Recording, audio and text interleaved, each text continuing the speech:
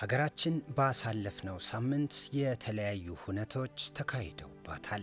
ከነዚህም መካከል 100 ሜጋዋት ኃይል የሚያመነጨው የአሰላ የንፋስ ኃይል ማመንጫ ፕሮጀክት ምረቃ ተጠቃሽ ነው።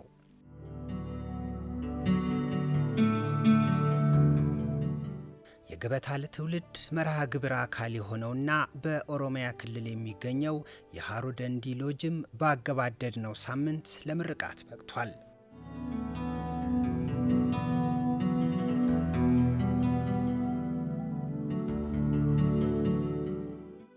መቶ ሜጋዋት የኤሌክትሪክ ኃይል የሚያመነጨው የአሰላ የንፋስ ኃይል ማመንጫ ፕሮጀክት የተመረቀው ባሳለፍነው ሳምንት ነበር።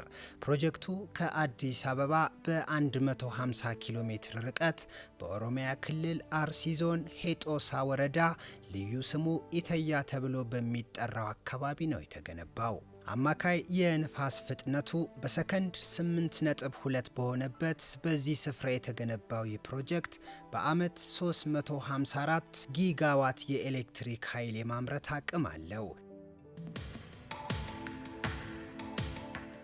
ፕሮጀክቱን መርቀው የከፈቱት ጠቅላይ ሚኒስትር አብይ አህመድ ፕሮጀክቱ የኤሌክትሪክ ኃይል አቅርቦቱን በማሳደግ ዘርፈ ብዙና ቀጣይነት ያለው የኃይል መጻኢ ዕጣ ፈንታ ለመገንባት የሚደረገውን ጉዞ እንደሚያጠናክረው ነው የገለጹት። በሃይድሮ ህዳሴን እና ገናሌ ዳዋን አስመርቀናል። በንፋስ አይሻንና ዛሬ የአሰላን ንፋስ አስመርቀናል። መጀመር ብቻ ሳይሆን መጨረስ የተለማመድንበት፣ መክሰር ብቻ ሳይሆን ማትረፍ የተለማመንበት ስራ ነው። አሰላ የንፋስ ኃይል ማመንጫ ፕሮጀክት በተሸካሚ ምሰሶዎች ተደግፈው ከመሬት በ84 ሜትር ከፍታ ላይ የሚገኙትና 64 ሜትር ርዝመት ያላቸው 29 ተርባይኖች ይገኛሉ። እነዚህ ተርባይኖች እያንዳንዳቸው 3.465 ሜጋዋት ኃይል ያመነጫሉ። የአሰላ የንፋስ ኃይል ማመንጫ እንደ ሀገር አሁን ላለው የኃይል አቅርቦት ተጨማሪ አቅም ይፈጥራል። ባለፉት 6-7 ዓመታት 4000 ገደማ የነበረው ሜጋዋት ዛሬ ወደ 10000 ገደማ ሜጋዋት ማሳደግ ተችሏል። ከእጥፍ በላይ ማሳደግ ተችሏል። 7 ቢሊዮን ገደማ ያስገባ የነበረው ተቋም ከ75 ቢሊዮን ብር በላይ ማስገባት ችሏል። በታሪኩ ለመጀመሪያ ጊዜ ባለፉት 6 ወራት 7 ቢሊዮን ብር ትርፍ ማስገባት ችሏል። ትርፍ የሚባል አያውቅም ተቋሙ ከዚህ ቀደም። ትርፍ ማስገባት ችሏል ማለት የያዛቸውን ፕሮጀክቶች ለማጠናቀቅ ተጨማሪ እድል አግኝቷል። አዳዲስ ስራ ለመጀመርም እድል አግኝቷል ማለት ነው።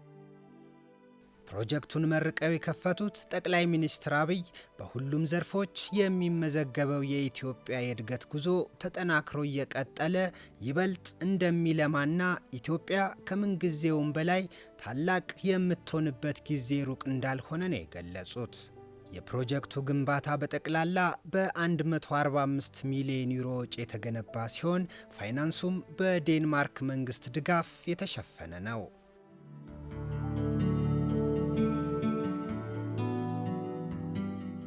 ባሳለፍነው ሳምንት ከተከናወኑት አበይት ጉዳዮች መካከል የገበታ ለትውልድ መርሃ ግብር አካል የሆነውና በኦሮሚያ ክልል የሚገኘው የሃሮ ደንዲ ሎጅ ምረቃ ተጠቃሽ ነው። በእሳተ ገሞራ አማካኝነት ከተፈጠረው የደንዲ ሐይቅ በስተ ምስራቅ አቅጣጫ የተገነባው የሃሮ ደንዲ ሎጅ ለቱሪዝም ዘርፉ ሌላ ስጦታ ሆኖ ብቅ ብሏል።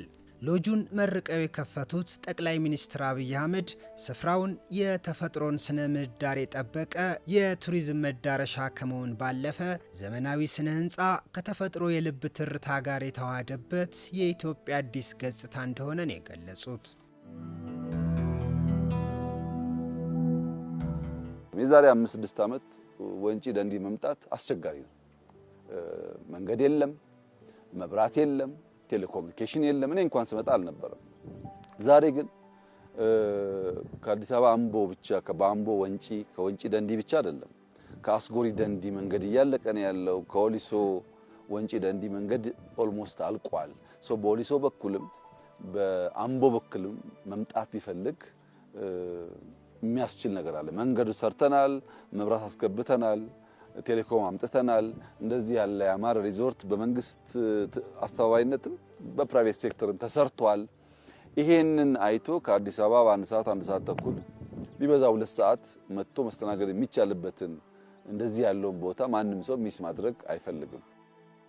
የሃሮ ደንዲሎጅ የአካባቢውን ማህበረሰብ ባህላዊ እሴት ባከበረና ሰው ተኮር በሆነ መልኩ መሬቱን ለመንከባከብና ማህበረሰቡን ተጠቃሚ ለማድረግ የተገነባ መሆኑን ያነሱት ጠቅላይ ሚኒስትር አብይ አካባቢው ኢትዮጵያን እንደ ሀገር ለማጽናት እስከ ሕይወት መስዋዕትነት የከፈሉ ጀግኖች የበቀሉበት ስለመሆኑም ነው ያነሱት።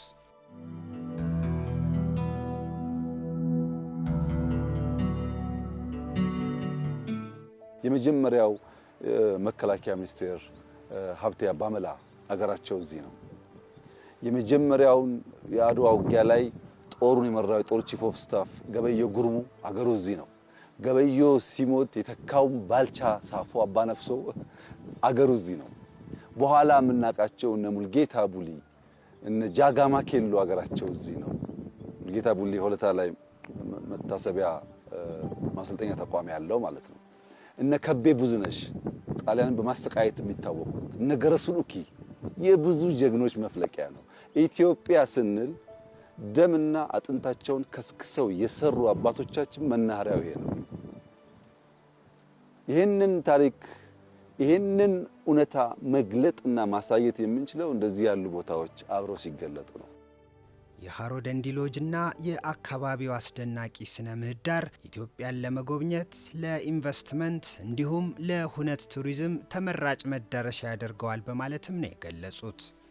ኢትዮጵያ የምትሰራው በአባቶቻችን ደም ብቻ ሳይሆን በእኛም ላብ እንደሆነ ስለምናምን አባቶቻችን በደም ሀገር ሰርተው አቆይተዋል።